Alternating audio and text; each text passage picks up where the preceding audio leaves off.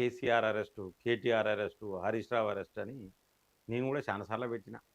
ఇంక అంటే రంగంలోకి దిగిండు రేవంత్ రెడ్డి చాలా సార్లు పెట్టినా, చాలామంది విమర్శలు కూడా చేసిర్రు నా మీద. అందులో నో డౌట్. మీరు విమర్శలు చేయడంలో తప్పులేదు. నేను వార్త పెట్టడంలో తప్పులేదు. మరి నిజంగానే కేసీఆర్ అరెస్ట్ అవుతాడా? కేటీఆర్ అరెస్ట్ అవుతాడా? హరీష్ రావు అరెస్ట్ అవుతాడా అనేది ఈ వీడియోలో తెలుసుకుందాం. నెక్స్ట్ రేవంత్ రెడ్డి స్కెచ్ ఏంటిది అసలు? రేవంత్ రెడ్డి ప్లాన్ ఏంటిది? ఒక పెద్ద ప్లాన్ చేసిండు రేవంత్ రెడ్డి. ఆ ప్లాన్ ఏంటిది అనేది కూడా 5 నిమిషాల వీడియో మిత్రులారా. సో ఈ వీడియో చూస్తే మీకు క్లియర్‌గా తెలుస్తది. కేసీఆర్ అరెస్ట్ అవుతాడా? కేటీఆర్ అరెస్ట్ అవుతాడా? హరీష్ రావు అరెస్ట్ అవుతాడా? ఎప్పుడు అరెస్ట్ అవుతాడో కూడా క్లియర్‌గా ఈ వీడియోలో తెలిసిపోతది. ఇది 100% 100% ఇదే జరగబోతోంది. ఈ యొక్క అనాలిసిస్‌ను మీరు ఒక 5 నిమిషాల అనాలిసిస్ ఖచ్చితంగా మీరు చూడండి. లైక్ చేయండి, 10 మందికి షేర్ చేయండి. సబ్స్క్రైబ్ చేయని వాళ్ళు మన ఛానల్ సబ్స్క్రైబ్ చేయండి. బెల్ బటన్ నొక్కడం మర్చిపోకండి మిత్రులారా. మిత్రులారా ముఖ్యంగా నేను చాలా సందర్భాలలో చెప్పిన కేసీఆర్ అరెస్ట్ అవుతాడు, కేటీఆర్ అరెస్ట్ అవుతాడు. మరి ఎప్పుడు అరెస్ట్ అవుతాడు? అసలు ఎందుకు అరెస్ట్ చేస్తలేడు రేవంత్ రెడ్డి అనేది ఒక్కసారి మనం ఈ వీడియోలో తెలుసుకుందాం. ముఖ్యంగా తెలంగాణలో బీఆర్ఎస్కు సంబంధించిన ఇంపార్టెంట్ క్యాండిడేట్స్ ఎవరెవరంటే నంబర్ 1 కేసీఆర్, అందులో no doubt. Number 2 KTR, number 3 Harish Rao HR.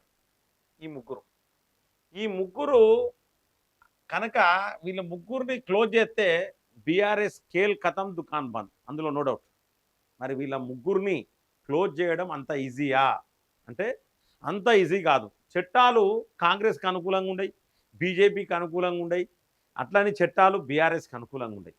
చట్టం తన పని తను చేసుకుంటూ పోతుంది. ఇప్పుడున్న ప్రభుత్వము, కేంద్రంలో ఉన్న ప్రభుత్వము భారతీయ జనతా పార్టీ ప్రభుత్వం చాలా ట్రాన్స్పరెంట్గా పనిచేస్తుంది. ఈ మధ్యలో కొన్ని తీర్పులు కూడా భారతీయ జనతా పార్టీకి వ్యతిరేకంగా కూడా కొన్ని తీర్పులు వచ్చినాయి, మనం చూసినాం సుప్రీంకోర్టు తీర్పులు.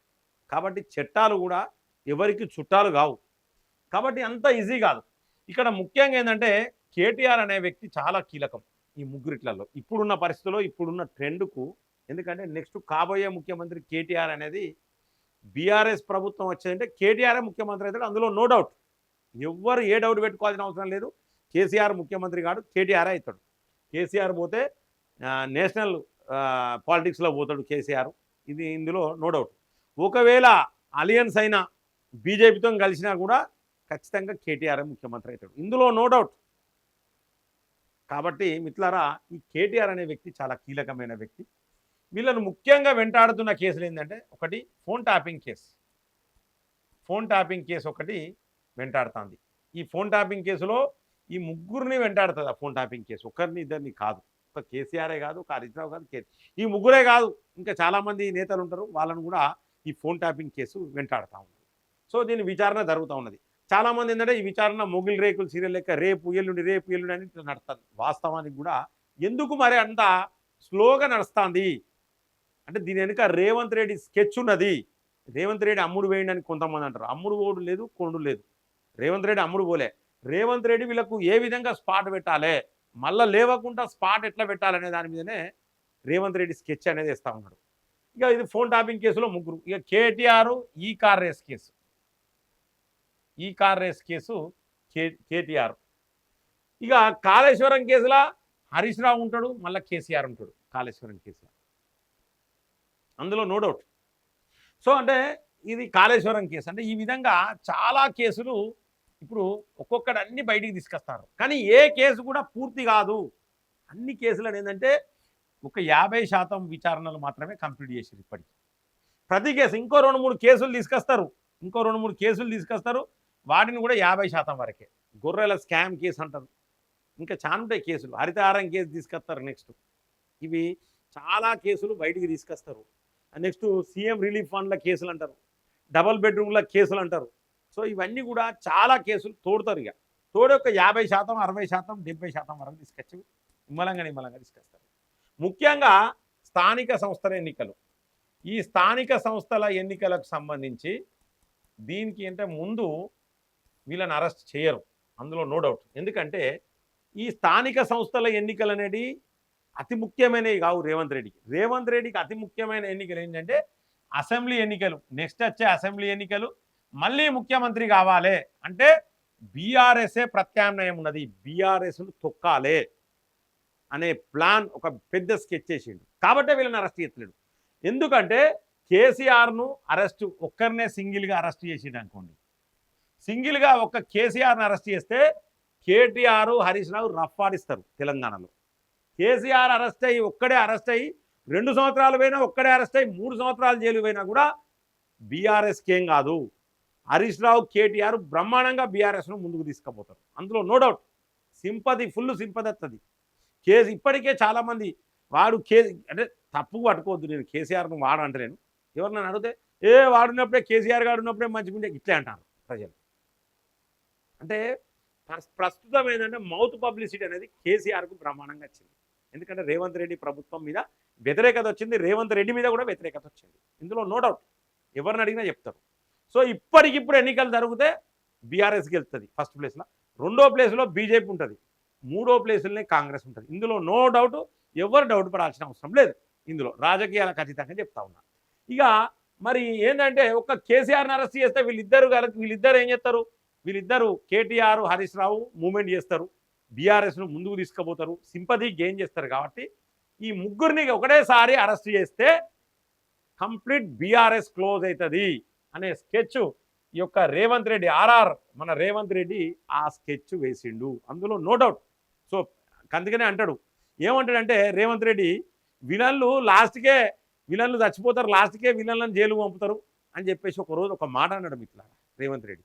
అంటే విలన్లు అంటే వీళ్ళని ఇప్పుడు కాదు, ఎండింగ్ సినిమా క్లైమాక్స్లో పంపుతారని అన్నాడు. అంటే వీళ్ళను క్లైమాక్స్ అంటే ఎప్పుడు? క్లైమాక్స్ అంటే అసెంబ్లీ ఎన్నికల ముందు వీళ్ళని పంపుతాడు. ఎందుకు అసెంబ్లీ ఎన్నికల ముందు పంపుతాడు? మరి ఈ కేసులన్నీ ఇప్పుడే క్లోజ్ చేసి ఇప్పుడే పంపచ్చు కదా. అంటే ఇప్పుడు గనక కేసీఆర్ను, కేటీఆర్ను, హరీష్ రావును జైలుకు పంపితే ఓ 3 నెలల్లో బయటకు వస్తారు, లేదంటే ఒక 4 నెలల్లో బయటకు వస్తారు, 5 నెలల్లో బయటకు వస్తారు, లేదంటే ఓ సంవత్సరంలోనైతే బయటకు వస్తారు. మరి సంవత్సరంలో బయటకు వస్తే ఈ ముగ్గురు కలిసి 6 నెలల్లో గవర్నమెంట్ తీసుకురాగలుగుతారు. 6 నెలలు చాలు వీళ్ళకు. వీళ్ళు గనక రోడ్డు మీదకి ఎక్కితే 6 నెలల్లో మళ్ళీ బీఆర్ఎస్ను ముందుకు తీసుకురావాలి. వీళ్ళు స్ట్రాంగ్ ఉన్నారు. ఎందుకు స్ట్రాంగ్ ఉన్నారంటే మనం చూసినాం 2014లో 63 సీట్లేమో వచ్చినాయి, 63, 68 సీట్లు వచ్చినాయి. అవి 2018 వేసరికి 80 చిల్లర సీట్లు వచ్చినాయి, 88 సీట్లు వచ్చినాయి. తర్వాత కాంగ్రెస్లో ఉన్న వాళ్ళు అంతా మళ్ళీ దీంట్లోకి వచ్చారు, టీడీపీ వాళ్ళు, కాంగ్రెస్ అంతా వీళ్ళకి వచ్చింది. కాబట్టి అంటే వీళ్ళకు పెద్ద ప్రాబ్లం అయినది. వీళ్ళ దాంట్లోకి ఇప్పుడు 10 మంది లీడర్లే. కేసీఆర్ అనేటైన ఒక కంపెనీ, లీడర్లను తయారు చేసే కంపెనీ, ఒక మామూలుని కూడా ఒక గట్టి లీడర్గా తయారు చేసే ఒక కంపెనీ. ఆ లెక్కకైతే కేసీఆర్ కంటే ముందు చంద్రబాబు ఒక కంపెనీ, పెద్ద కంపెనీ, లీడర్లను తయారు చేస్తున్న ఆయన బాటలనే ఇప్పుడు కేసీఆర్ పోతాడు. రాజకీయాలల్లో చంద్రబాబు తర్వాత కేసీఆర్. ఇప్పుడున్న పరిస్థితుల తెలుగు రాష్ట్రాలలో వీళ్ళిద్దరు చేసిన రాజకీయం ఎవరు చేసే పరిస్థితి లేదు మిత్రులారా. కాబట్టి కేసీఆర్ స్ట్రాంగ్ ఉన్నాడు. అందుకనే వీళ్ళని ముగ్గురిని ఒక్కటేసారి స్పాట్ పెడతారు. ఎట్లా పెడతారంటే అసెంబ్లీ ఎన్నికలకు ముందు 1 సంవత్సరం ముందు స్పాట్ పెట్టి ఒకటేనికొకటి కేసులు పెట్టి 1 సంవత్సరంన్నర 1.5 ఇయర్ లేదా 2 ఇయర్స్ వరకు కూడా లోపల నూపుతారు. ఇంకా ఆ లాస్ట్ 1 ఇయర్లో ఏమవుతుంది? ఉన్న ఎమ్మెల్యేలు వాళ్ళు కూడా కాంగ్రెస్లో పోతారు. ఎందుకంటే ఎట్లయినా టెన్యూర్ అయిపోతుంది, కాంగ్రెస్లో పోతారు. అంటే వీళ్ళ పదవి కూడా అయిపోతుంది, సంవత్సరం కూడా ఉండదు.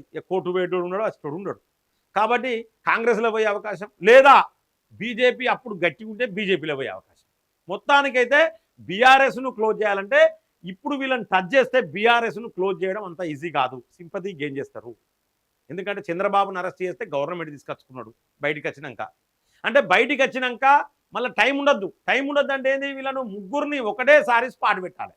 ఆ స్పాట్ ఎప్పుడు పెట్టాలి? ఇప్పుడు పెట్టద్దు. ఇప్పుడు పెడితే సంవత్సరానికి బయటికి వచ్చినా మళ్ళీ 2 సంవత్సరాల పీరియడ్ ఉంటుంది. ఆ టైంలో మంచిగా బ్రహ్మాండంగా పట్టుకొస్తారు సింపతి గెయిన్ చేసి. లీడర్లను తయారు చేసుకునే కెపాసిటీ కూడా వీళ్ళ ముగ్గురికి ఉన్నది, డబ్బు ఉన్నది, సో వాక్చాతుర్యం ఉన్నది.